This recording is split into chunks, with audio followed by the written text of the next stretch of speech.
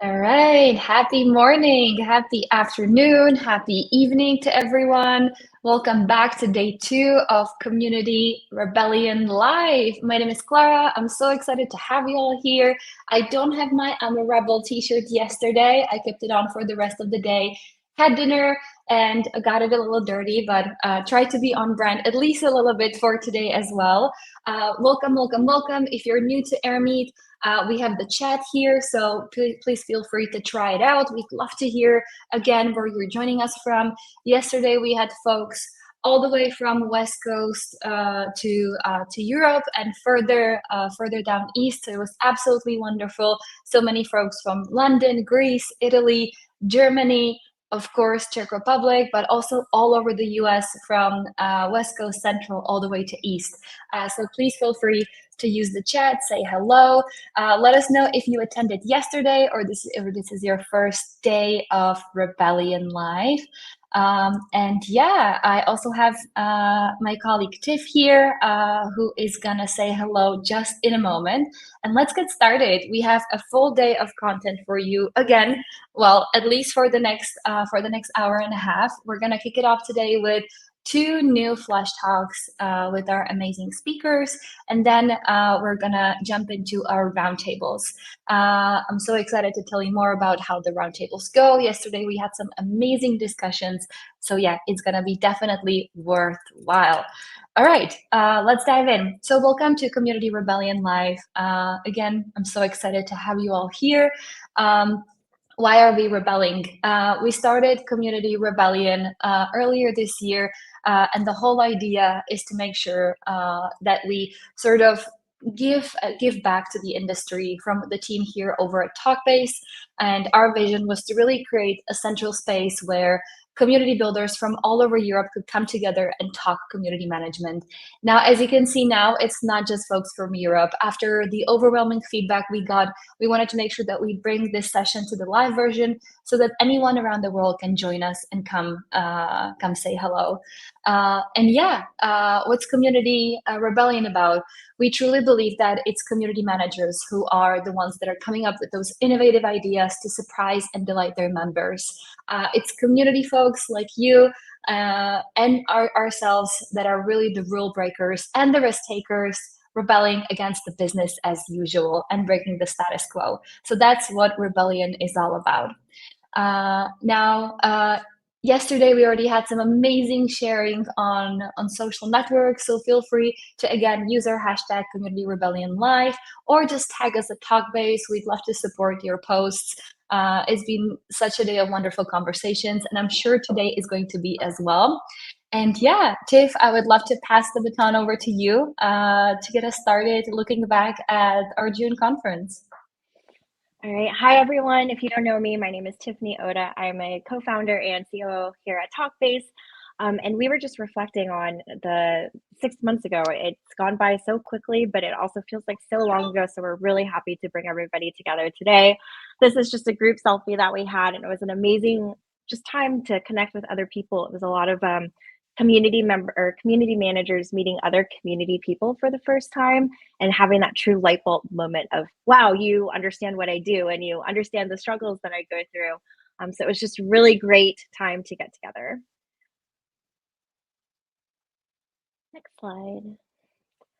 Also, I think something really unique about Rebellion was that there was no barrier between the speakers and the attendees.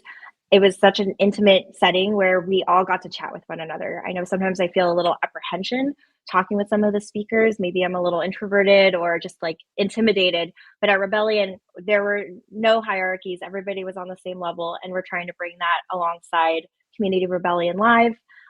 So after the two sessions today, there will be roundtables with not only our speakers from today, but some of our original Community Rebellion conference speakers as well. So stay afterwards and hang out, talk, meet some friends, and hopefully continue learning something new. And then lastly, I just want to give, or second to lastly, I want to give a huge shout out just to our original speakers. Coming out to Prague was a really, truly special experience, and they shared such a breadth of amazing knowledge and tactical, like actionable things that community managers can take with them into their jobs immediately. And that's what we're also hoping to continue today. So really excited. And then last slide, lastly, I wanted to give a special shout out to Jenny Weigel, the one and only. Her smile absolutely lights up a room, and she was our MC for the conference. She's taking some well-deserved time off, traipsing around Europe and going to Disneyland and eating lots of food and drinking lots of good wine. So we're so happy for her. But we wanted to do a special shout out, and Jenny, hi, and thank you so much. With that, I'll give it back to Clara. Thank you, Tiff. It's such a joy looking back at these pictures. And we talked about this a little yesterday, but I wanted to make sure that for those of you who are just joining Rebellion Live for the first time and were not able to come yesterday, that we also tell you about all the things that are coming up here at Talkbase. So at Rebellion, something amazing happened. Not just the whole idea for this conference, for this format, and for the contributions we want to make as a company to the industry got sort of constructed and put together. It was also all the impactful conversations that we were able to have with all of you, our attendees, our speakers, and anyone else who ran through these hundreds of user interviews that we ran at Talkbase over the last couple of months. And what made us the big realization that we've had as a company and as a team was that our conference had such a great mission, and we need to make sure that our mission at Talkbase is really aligned with what we're creating and producing in the industry. So we put our heads together and brainstormed a lot throughout the summer to make sure that we're able to really nail down why Talkbase exists and why we do what we do. And we're happy to share that we've nailed that mission down into wanting to make sure that we help measure why community matters across different organizations. Thanks to the hundreds of users interviews that we have run, we are getting pretty ready to launch our newest product, which is Talkbase Analytics. So thank you again on behalf of our whole team for spending the time with us and really helping us build this. This is really a team effort across the board. They say it takes a community to build a community, and we say that it takes a community to build great community tooling. So on behalf of myself, our founding team, and our whole extended team here at Talkbase, we wanted to thank you for supporting us along the way, sharing your insights with us, and for being here today as well. And of course, it wouldn't be a true mission and vision statement without the values. So I would love to repeat our shared values from our conference that we bring together here as well today. Number one, it's radical kindness. Please kind of come to these conversations today with a kind heart. Everybody has a different level of experience here, so we want to make sure that everybody feels welcomed as well as safe to share their opinions and to be able to learn as much as they want. And talking about learning, we really come into today with open and curious minds. Our goal, again, is to connect folks from all different levels with all different backgrounds and experiences to make sure that we really create something unique together.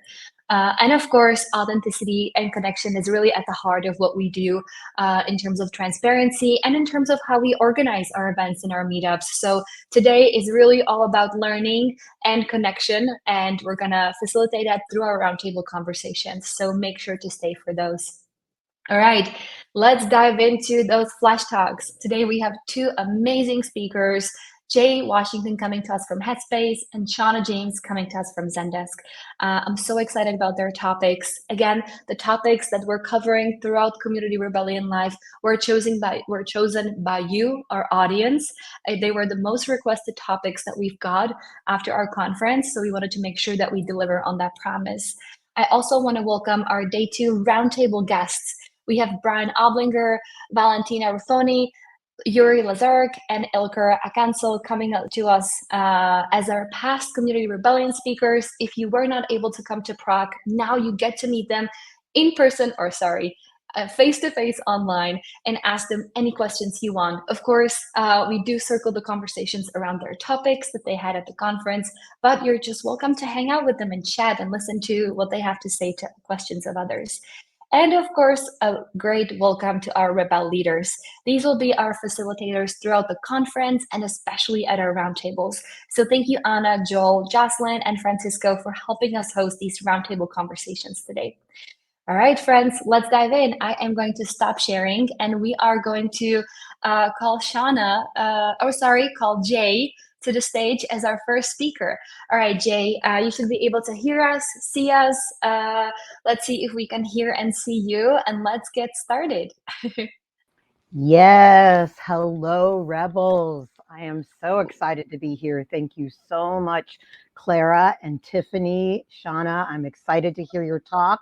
And I also want to do a +1 on Jenny. Like, she makes me a better community manager. And so I'm so grateful for her and her wisdom. Thank you for today. I'm really excited. Before we get started, I just want to say to everyone here, please, if no one has said this to you today, truly know that you are valued and appreciated. As Clara mentioned, we come in at so many various levels of education and experience, and I just need you to know that you are valuable, that your place in the world is important, and that your contribution in it as well is important. So let's get started with my presentation. I know we have limited time. And so let me bring up my presentation, share. Let me go into present mode. Sorry about that. There we are. Okay. Well, building a community is a process. I'm sure you all are very much aware of that. And I am here to talk about that. My day job is the senior manager of global community at Headspace, but as mentioned here, I have my own consulting company called Birdie in the Hand. That's what we all are as community professionals. We are birdies in the hand. And so in my role, both at Headspace and with Birdie in the Hand, it is really important to me to talk about the who, the why, the what, and the how when it comes to building a more mindful community culture, as well as how to bring your whole self to work. And so here's a little bit of my background. As I mentioned, I'm the senior manager of global community over at Headspace. I've got 20 years of community management experience. And for me, that equates to not only all the information you see here, but more importantly, a plethora of stories. And those stories are shared regularly with both customers and stakeholders so that we can better identify the needs of a specific organization or community. And in establishing those needs, really build together a strategy that serves ultimately individual and organizational goals.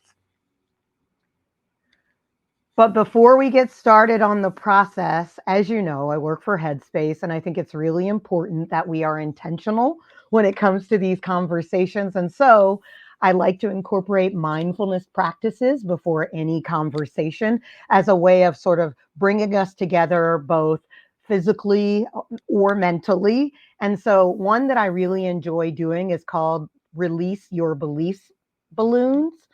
And so, if you would just humor me for a few minutes, getting comfortable wherever you are, sitting with your feet on the floor, your hands in your lap, or if you choose to have them on your stomach, place them on your stomach. And if you would take 3 deep breaths, inhaling through the nose and exhaling through the mouth. With each inhale, feeling the intake of air, and with each exhalation, recognize how your lungs expand and contract. And with the 3rd deep breath, feeling all the love coming in, and with each exhalation, releasing any of that negative talk, any of those limiting beliefs that say you're not good enough, that you're not wise enough, that you are not strong enough to take on the tasks of the day. I'd like to think about, as you continue to breathe regularly in through the nose, out through the mouth, how many limiting beliefs show up in your everyday world? And if you can visualize your body as a helium tank, I would like for you to exhale into a balloon all of the negative thoughts that you feel. I am not good enough. I don't know what I'm doing. Am I truly an expert? Exhale all of those negative beliefs into your balloon and then release them because you are good enough, because you are wise enough. And if you don't know something, be curious and conscious enough to know that what you don't know now can be something that's learned in the future. And so as we inhale one last time and exhale out any of those negative beliefs, remember that you are the experts of your lives and your roles. And as you continue through the day, recognize that you are valued and appreciated. Thank you for that. Thank you for humoring me for that. All right, let's get started. Since the beginning of time, community has been a fundamental and necessary component of commerce. Look at that. Throughout history, we have utilized community as a mean of the exchanging of businesses and services. According to Mint, as far back as 6000 BC, introduced by Mesopotamia, bartering was used as a way of sharing products and goods. And as we know, in the beginning, there was community. And so, through community, because of the lack of money, for lack of a better term, bartering became very popular. And so throughout history, we've seen bartering be leveraged in communities as ways of connecting both individuals within a community as well as other communities in a way that created connection and support. And even as recently as in the 1930s, bartering became a really popular exchange of connection and community because again in the 1930s the Great Depression happened, and so people didn't have a lot of money and people still needed to live. They still needed to create some sort of commerce, and so bartering again became very popular then. And even today bartering is leveraged. I'm not sure how many of you are familiar with an app called Free Trade, but Free Trade is an app that people use when money is not being exchanged, but goods and services are often utilized. And again, for me, that's a clear indication that community and business have always been intertwined with one another. And also to note, I'm not sure if how many of you know this, I did not know this, but bartered items are taxable items according to the IRS. Didn't know that. So even today, there's recognition that bartering has a place in both business and community. As we move into these conversations, I pulled a bunch of quotes from individual books and blogs that I've read. And so I'm going to share these with throughout the conversation. But you can't make a community plan until you understand what you're working with. You want to get certain questions answered and have a grasp on them before moving into any planning stage. And it's a wonderful quote by Adrian. And I won't read every quote that I share, but this one is a great segue into this conversation. The reason I created this process is that I found throughout my years of doing community management, there were some fundamental truths and tenets that needed to be applied and adhered to before we could even launch community. And throughout my career, I think people, depending on the organizations and the individuals that you speak with, have a very different idea of community and its value. And because of that, I think if you're not filling and working on this process from the very beginning, outcomes, expected outcomes will not be achieved. And so I wrote this process, this acronym of a process, because in my experience, there was this idea that community was supposed to generate instant revenue, that it was something understood and actualized by all, and that even though it was a very organic and time involved process, there was this misconception of its benefits and value, both quantitative and qualitative, to an organization and its goals. So, this is the process. These are the key components that I believe are needed before you can even begin to launch a community. So it's the comprehensive guide to a pre-launch. Purpose is really important to any community. Resources are a deal breaker if you don't have them. Objectives, communication, collaboration, education, strategy, and solutions are all necessary to have outlined and in place prior to launching your community. And I'll talk to why these tenets are important with each, with a specific focus on each letter. Let's start with purpose. I have found, and this is a wonderful quote, communities don't get off the ground because they forget to ask themselves one critical question. Why do you want to build community? I have been in situations with several organizations where this purpose statement has not been defined and has caused quite a bit of chaos in building community in real time. I know you've heard the term building a car while driving it.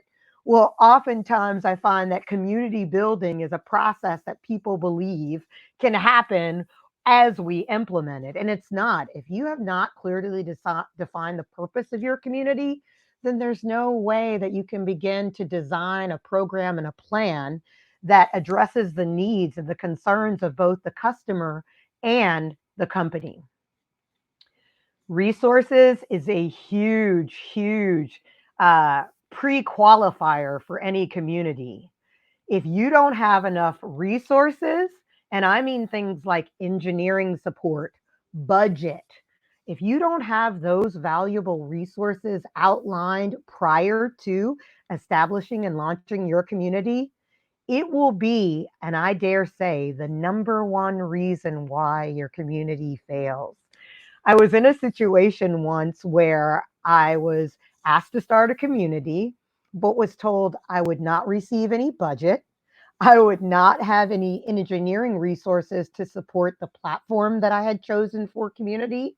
And so it created a real conundrum for me in how was I going to create this award winning experience when budget was needed for reward and prizes for things like our challenges and our in person events.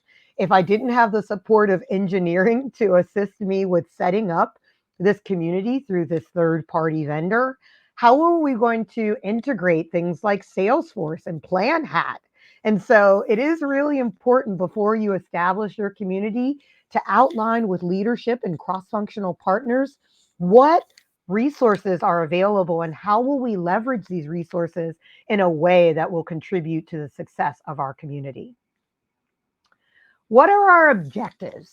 I remember once being brought in to start a community and I was hired. It was clear that they wanted a community manager. But when I joined the organization, I was asked to build a business case as to why community was an important component to the organization. And I found it a little confusing because my thought would be that this would be something you as an organization would outline prior to hiring me. Now, we did go through this exercise of a business case, and we were able to discern together and establish together certain objectives that community would be leveraged to achieve.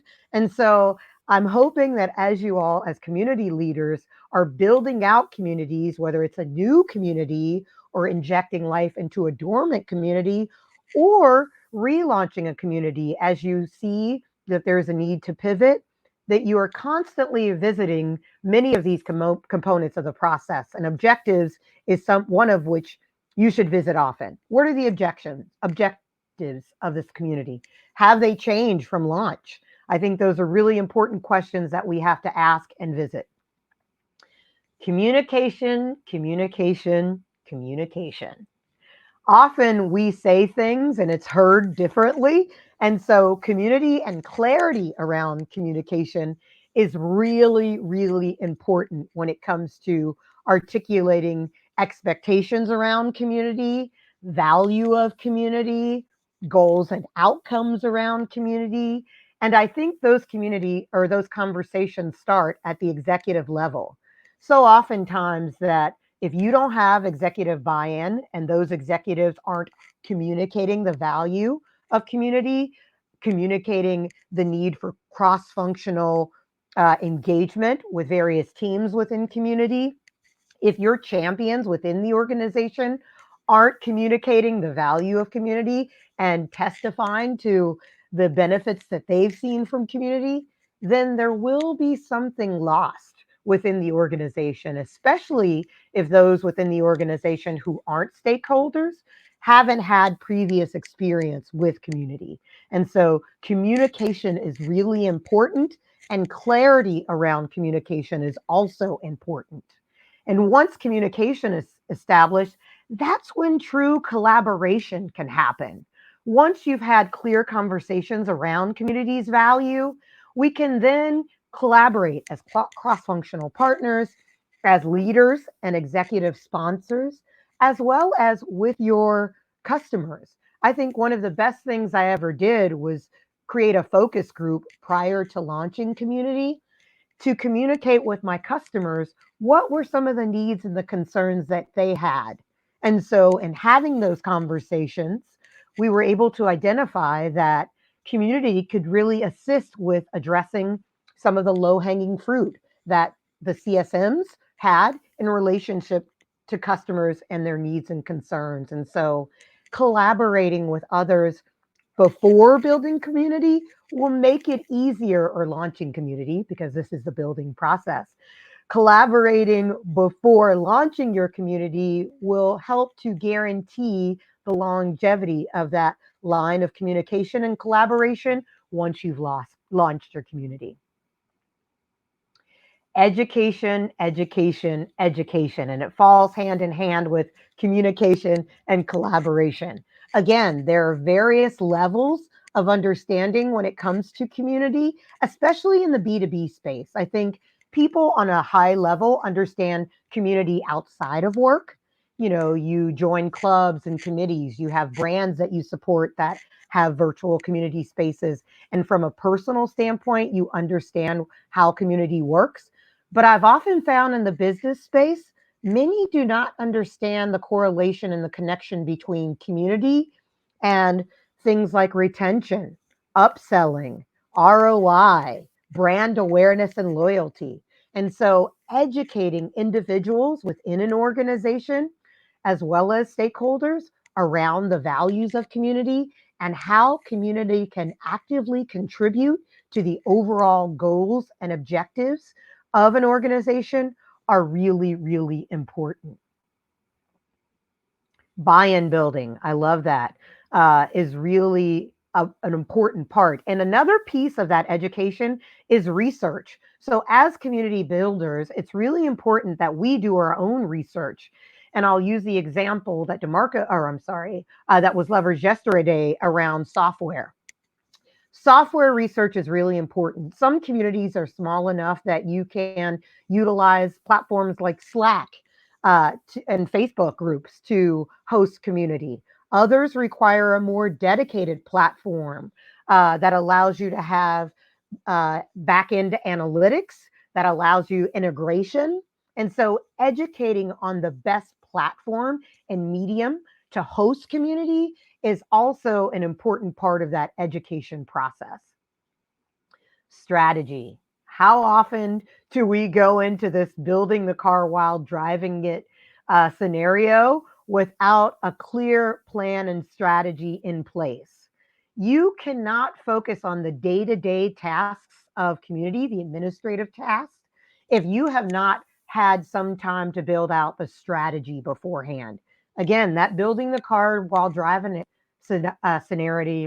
scenario is not beneficial to anyone, namely your customers. Because again, if you are distracted with strategies and cross-functional buy-in and in trying to solicit executive support and sponsorship, you cannot spend the quality time needed understanding customer needs, building connection, establishing champions, and celebrating them within your organization. And lastly, once all of those things are in place, you can start to really identify how solutions can be achieved.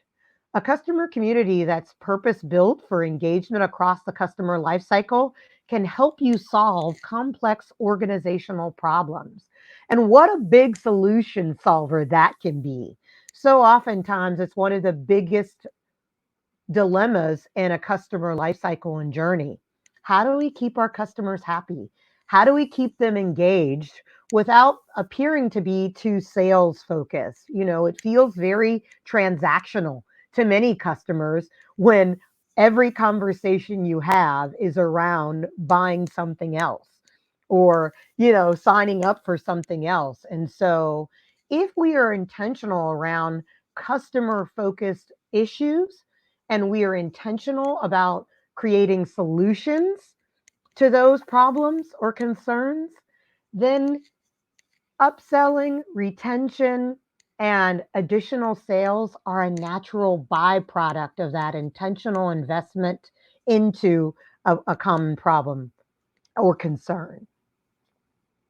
And so now that we've reviewed and successfully completed this pre launch process, you can then successfully christen your community. It's then an easy transition to launch, maintenance, and sustainability because this is a process that you will revisit periodically throughout the community experience. And so, as you go into community, try things, see what works, see what doesn't work, you are able to then go back to the process, review the information that you started with, modify and pivot where needed, and then again, relaunch with confidence with the understanding that you have done all that you can to ensure the success of not only the community, but your role as a community manager. And so I just like to thank you. Always grateful for any thoughts and feedback. And as always, thank you to Talkbase, Clara, and Tiffany. Handing it over back to you. Thank you, Jay, so much. That was so wonderful. We got so many comments and so many great thoughts and questions were shared here. I actually do want to make sure that we do answer this one question that we got from Demario before we hop into the roundtables for more engaging conversation. So I'm going to show the question here on stage. Let me actually just very quickly switch here so we can show the full question. I'm going to read it out loud. Jay, do you recommend that community teams solve for both tofu and bofu, or tofu and bofu, or one of them? Oh, I think you're muted. 1 second. Okay, sorry about that. I'd love just for DeMarco to, for my clarification and for others, identify tofu and bofu for me so that I can, oh, top of, yes, okay. I have not used that Thank you, acronym, but I Demario. will, I'm going to use that moving forward. I think it's really important to solve for both because they're two different directions. And I think if you're speaking to both and solving for both, we meet at this beautiful, beautiful balanced place in the middle. I think top of funnel can help to address some of the concerns of things like prospects. Because community managers often work with our marketing teams, I think I've been on various teams throughout my community career, one top of funnel and the other bottom of funnel. And I think we often have to work together to achieve those organizational goals. And so working with top of funnel, like the marketing team and the engineering team and the sales team to address some key concerns in that strategy phase and the purpose phase will also help when we have those conversations at bottom of funnel, customer success, and addressing the concerns of existing customers, because I believe they often meet somewhere in the middle and are very similar. Thank you for that question. Bam, DeMarco. Absolutely, absolutely. Thank you so much for answering, Jay. That was great. We also had a lot of amazing comments to your presentation. So I shared a couple of them here on stage with us as well. Well, if you have any more questions for Jay, make sure to save them because she is going to be one of our speakers at Roundtables in just a couple of minutes. So we'll see you there. Thank you so much, Jay, and see you soon. All right. And now we're ready to invite Shawna to the stage as our second speaker for today. So, Shawna, I'll just give it a second to make sure that you're here, that you're connected, that we can hear you and see you. And I'm going to let you take the stage. Hi, how are you? Hi, I'm doing wonderful. How are you today? I'm so good. I'm so jazzed from that conversation with Jay. I feel like I could just bathe in that environment for so long. Thank you so much, Jay, for your presentation. I'm going to go ahead, open this up, and begin. All right. Well, good morning, good afternoon, everyone. Thank you so much for being here. I am really thrilled to be talking with you all today about product and community and share some stories from the field and my own work to hopefully help you with your work. I also want to give a huge shout out to Jay again for that beautiful presentation, Clara, Tiffany, and the entire Talk-Based team for having me here. It is such a joy to be back in the room with community folks. So my name is Shawna. I'm the Product Operations Senior Specialist, Community Feedback Intelligence at Zendesk. It is in the running for longest title ever in a role. I personally believe that I've won, but what all those words mean is that I sit on the product operations organization to focus my energy on aligning our product org and community organization, specifically focused on customer product feedback. So I think every community manager in the history of forever has been plagued by this question of how do we keep community relevant and visible? You know, we've all labored over ROI and metrics and acronyms for success and playbooks to help us articulate our impact on the business. A successful inroad that I've found and that I'm working on currently can be a collaboration with your product organization, specifically around the element of customer voice and feedback about the product. For me, the community feels like a natural place to hold conversation around products since it's the place where your customers want to engage with one another. So before I dive more into specifically why customer product feedback and how you can start to make inroads there, I want to dig a little bit into why I believe in this happy marriage. So what do community and product have to do with each other? I think there's a version of this conversation, and maybe you'll join me in the roundtable and we can talk about it together, where we have a conversation about the pain points and maybe even some horror stories about when you as a community manager have tried to create previous inroads with your product organization. So I'm here to say, why should you try again? Well, whether you're a support-driven community or a community of product, or maybe somewhere in between the both, there are many reasons why your organization can benefit from greater ties with product to help your business thrive and your community thrive. A great product is tied to revenue, which is where we as community managers are always trying to get closer to. So this collaboration feels like it wants to make sense, right? And at many organizations, including Zendesk, product and our customers are at the center of everything that we do. One does not really exist without the other. So there's this natural symbiosis between the two because they share so many common goals. What this slide is articulating here is some of the common interest goals and really the three main areas that I see as benefits for this partnership. Each bullet point is a shared goal of the product organization and community. We are a customer first product. We want to support greater adoption and retention. We want to support affinity and belonging.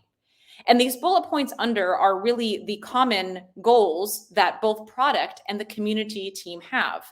Now, I may not always present this slide when I'm talking to product folks or community folks, but this framework can be helpful. It's been helpful for me, and it could be helpful for you to look at your own company's goals and find the intersections between the organizations. I think that the product organization for many organizations is integral and tied so directly to revenue that it would only make sense that we would try to be closer to them and try to create deeper impact between the both. I think if you can show your value to a product organization and find the shared and common goals like the one above, we can all work together to create better relationships and shared impact both for the business and our customers. So as I mentioned before, I want to touch in on customer product feedback as being an inroad for that collaboration. So there are many ways to create inroads, but for the purposes of our conversation, I really do want to hone it on customer product feedback because that's what I'm currently jazzed about. That's what I'm currently working on. Customer product feedback is truly a lifeline of keeping your product relevant to your customers. It captures all of those previous nexuses that I listed as important for business: customer first product, adoption and retention, right? And it can be a great way to start building inroads and show value, why the community matters for your business.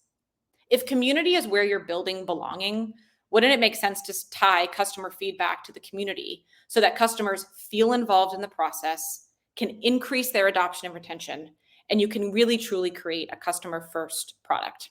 I think you can hold an incredible amount of influence by being involved in the space. So let's say I've got your attention and you want to build out a customer product feedback, community product feedback process. How do you get aligned? Well, for me, I was brought on to Zendesk, and a little bit of context about our organizations, because I know that product and community work different at every organization. The product organization at Zendesk is amazing and is expansive. They're responsible for building all of our product suite, which is quite expansive. Our product managers manage teams of engineers and designers and developers to help launch our products. They are responsible for our product roadmap, and they are also responsible for engaging with customers to build better products. Our community houses our customer product feedback forums, among many other things, where folks can share their feedback about our products, up and down vote, and comment on the space. So when I joined, I was tasked with continuing to create deeper inroads at Zendesk between the organizations by specifically focusing on customer product feedback. While I was a strategic hire for the company to create these bridges, I believe that this methodology for business transformation can be useful to anyone who wishes to make a positive impact on the company. Our product feedback lives in the community. And when I joined, we were facing challenges with bridging the product teams with the community to help them respond better to customer product feedback. So the challenge that was ahead of me is, how do I both create systems that stick?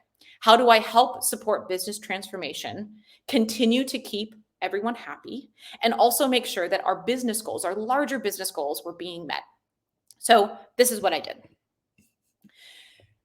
So the first step, I think, of any transformation is you want to understand the problem. I think earlier in my career, and there may be some tinges of this still, is that when I walk into a new environment and I'm tasked with making change, I want to make change really, really quickly, and I want to show my value really, really quickly. I think, Jay pointed to this in her previous talk, trying to show your value and this sort of dread that we all face as community people of, like, what if I show up and no one believes that I should be here? So one of the ways I think that you can start to create really satiable relationships is by sitting down and interviewing, talking to the people that you are trying to help. So I sat down with each of our product teams and asked them a series of questions about how they experience the community currently and how they gather information for it. I also interviewed our community teams and community members to understand the landscape. What exactly am I walking into? Learning these pain points and getting them to articulate it served two purposes. The first is building a great rapport with the people I'm trying to help. When you ask someone for their opinion about what's causing them to not be able to do their jobs effectively, it builds a trust because you're someone who wants to listen. It also gets you incredibly valuable data and direct quotes for people that you are trying to help. So when you inevitably present your data, you're getting great firsthand information about why you need to make the changes you're making. So after you interview, you create your assets. Now, I don't need to tell anyone in the room how important it is to have a walking deck that you can show at the drop of a hat, but I have to put this in here because it is an essential part of this process. We built two decks, one for leadership and the other, which was a more expansive look at all of our data and all of the conversations. Both of these have explicit data, both about who is in the community, what they're saying, what their opinions are about the customer product feedback process, and also what our product manager said and what the community team felt as well. I cannot stress enough how important it is to have data. Now, I know that we talk about data all the time, and trust me, I am the first one to say that getting data can be an incredibly laborious process. Rolling up your sleeves is incredibly worth it. Getting that number that says our product managers across the board rated the process a 2 out of 5, that they are really having a trouble with the process. Getting direct quotes from customers and our community members saying, hey, we really want this process to change is incredibly important, and it is worth your time to get the buy-in you need. So you've created your assets. Now you're taking your show on the road. I am so grateful for my team over at Zendesk, especially in the product operations department, who have really, really taught me the value of showing off your work. I think that it is always hard to get time on people's calendars, but I have been so grateful to work on a team of people who are very loud and proud about their work. And so it has inspired me and kept me going when I know that I need to get in front of our leaders. I need to get in front of cross-functional collaborators. You're going to go on the road and you're going to show the data that you've gathered that is aligned to the larger business goals you have. How can you show that what the current process is not meeting these larger business goals of being, maybe for you, customer first, promoting adoption and retention? And then how would a change benefit everyone in the room? And you really, really want to help tailor this to your audience. We know executives have a short attention span. 3 slides to make your point: the problem, the solution, the ask. For folks that really maybe want to be in a more collaborative environment for you, the problem, solution, the ask, and time for ideation. It can look like a lot of different things, but the time you take to share your work is incredibly important, not only for getting your point across, but also checking and making sure that you are in line with what other people think. I think that the hardest thing is that we spend so much time in our work and we're trying to figure out what is best and next for our community and our customers. And then we go and present it and we've spent so much time and people say, I don't know what this is. What are you doing in community? How does this work? Building up a practice of going on the road and showing people what you're doing ensures that as a part of your process of being a community professional, you are making sure that you're getting buy-in across the line, so that maybe sometime in the future, when you are not in a room and senior executives are talking, they will speak your name into existence, into that space, and hopefully talk about the things that you wanted to see happen without you there. That's the goal. So we've taken it on the road. We're getting alignment. In the meantime, we need to be testing out processes. So once we know a little bit more, okay, so the things that we're thinking of are aligned with what other people are thinking, we want to test out processes. Now for us at Zendesk, what that looked like was a very manual process of collecting information about customer product feedback, what people were saying, how PMs were and weren't responding, and trying to work out a system to get PMs to respond more. Now, this process, I will say again, was very manual, but we were very happy to find that through constant outreach in a particular cadence with deadlines and looping other, managers in, we were able to get 62% of our PMs to respond after follow-up. Now, there's no world in which I can ever imagine that I will be spending the rest of my time doing such a manual process, but it gave us a great evidence that PMs want to respond. Our community members are happy when they respond, and that it takes more initiative. And so what we are coming to when we go on the road to our senior leaders is saying, hey, we just need your support to help make this work happen. We know that they can respond. We actually have the support, and myself, I'm happy to help them, but can you please support us to get some more initiative? I also want to note that during this time of transformation, this process of interview, asset building, roadshow, going to the lab, and going back and forth and sort of between these, I would also suggest identifying quick wins to show value. We're so hungry to make sure that we're staying relevant. You can't possibly think that we're just going to go, into the lab and come out and, have everything perfect. For us, we wanted to show value quickly. And so in our first 3 months, we were able to work on a huge community data project, to work with a data scientist to really understand who's in our community, what they're saying, and tying it to ARR. This kind of project had been done kind of before, but it was really the first time we were able to see this all in one space and in a dashboard. Another win that we did is we took a pre-existing event that I'll talk about in a little bit that caused PMs and customers to communicate with one another. And we were able to establish a clearer process of following up with customers after the event. Now, these things may seem disparate, but having something to prove for your short amount of time at a company is so essential. So what is your quick win? How do you show your value? Now, customer product feedback is a way of going about this, but I want to talk a little bit more about sort of how we can further our opportunities with these inroads and some of the things that we're doing at Zendesk. So if you're having your community help you build your products, you want to make sure that you're telling them when you're building it and how their contributions have added to the conversation and added to the product roadmap. So can you set up a blog or a quarterly release newsletter or even an event that shows people what you're building based off of what they say? People love to feel included in a process. I love when I open my iPhone and there you can now listen to voice notes back. You know, remember when we used to like record a voice note and then it would disappear, but now you can listen to it like it's a podcast or something. I've been asking for that for years and they built it. And the way that I feel affinity towards that is so strong. And I think that we can find that in our communities as well. The next is listening sessions. I think that there is a great opportunity to allow customers to talk directly to PMs and give them their feedback live in a moderated space. We do that at Zendesk. They're called PM roundtables, and the PM will come up with the idea. We invite the customers and we create a safe space for everyone to share. And then we follow up with the customers afterwards to share what we learned and how we're going to utilize the information.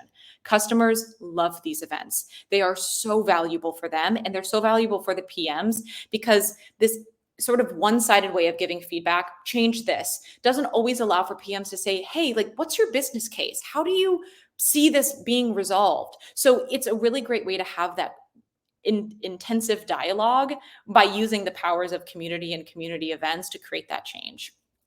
The last thing I want to point out is annual planning. And I know that many of you may be in this right now, but your community goals must be tied to the business goals. And product goals can be tied to community goals as well. This alignment will help ensure that whenever you're talking about community, you're using words and phrases and themes that are already being discussed in the business to continue to make sure that you are heavily integrated in what's going on and continuing to stay relevant. So as I close out here, I just want to close with some key takeaways. The first is product inroads. Creating inroads require a lot of cross-functional collaboration and buy-in along the journey. It's important as you're doing that to go slow and to take the time to share your successes and goals. If I were walking into a conversation with somebody that I had never met before in my organization, but I knew that their organization could be helpful to me, this actually happened to me last month. I said, I feel like there's a collaboration possible, but I'm just really interested in learning what you do and how you do it. I know you've been at this company for a while. Can I just get 15 minutes of your time? You would be so amazed at how much people love to hear that you're interested in what they're working on, especially if they've been there for a while and they feel like no one knows what's going on in their world or they have felt isolated. It is so important to just ask people for their time to create those connections. They can be lasting. The next is transformation. We know business transformation takes time and needs care. So let's focus on the small wins to get us to the bigger goals, to satiate that time in between as we're making meaningful change. Focusing on small wins helps us all grow together. We can point to our work. We can feel that sigh of relief, like, oh, we got this project through the finish line. And it's not all of these long-term goals. The last is a win-win-win. This alignment between product and community, and I know I'm biased, is a win for everyone. It is a win for the product organization because they are getting real-time information from passionate customers about their product, able to detect bugs, able to talk to people who are firsthand users of the product. It's a win for the community because you have more people besides just community members integrating into your space, and you're allowing an environment of belonging and strength and collaboration to exist in your space that you're owning. And it's a win for our customers because our customers want to feel like they belong and like they are a part of something bigger than themselves. And that's when community really hits its sweet spot. And that all is a win for business and a win for us. So with all of that being said, I just want to say thank you so much for your time. I will be in a roundtable later, and I really look forward to talking with you all, answering your questions, hearing what you think, seeing how I can support. And again, thank you so much for your time.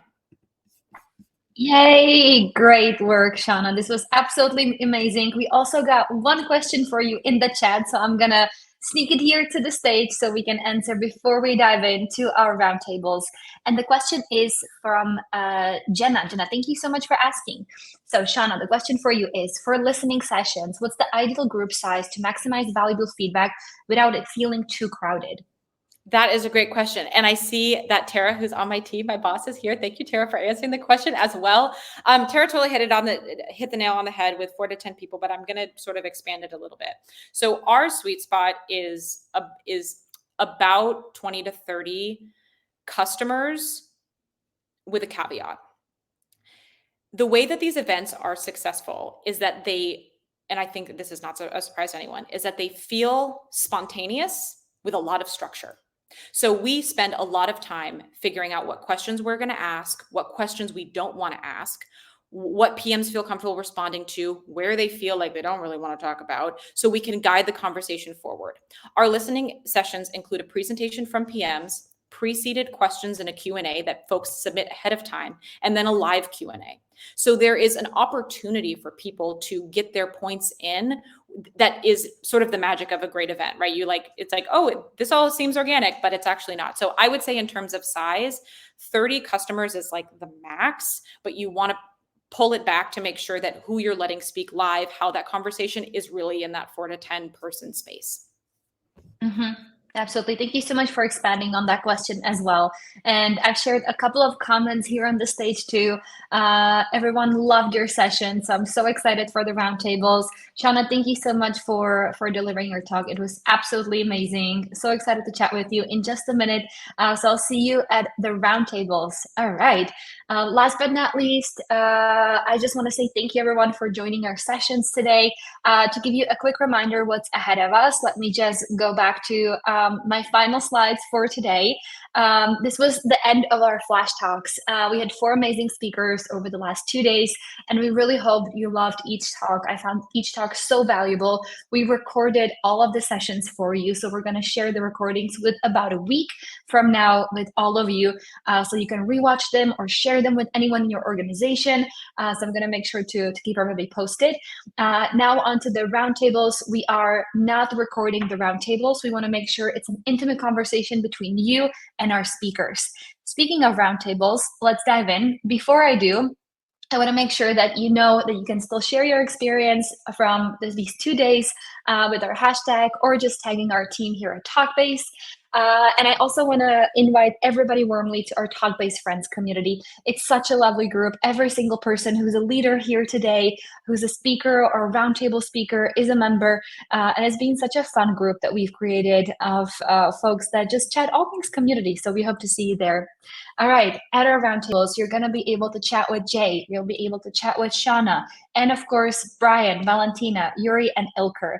And our roundtables will be facilitated by our amazing Rebel leaders, Anna, Joel, Jocelyn, and Francisco, along with Tiff and myself. So I'm so excited to see you all there. It doesn't matter if you're an extroverted or an introverted type of person. We really, really welcome you to join.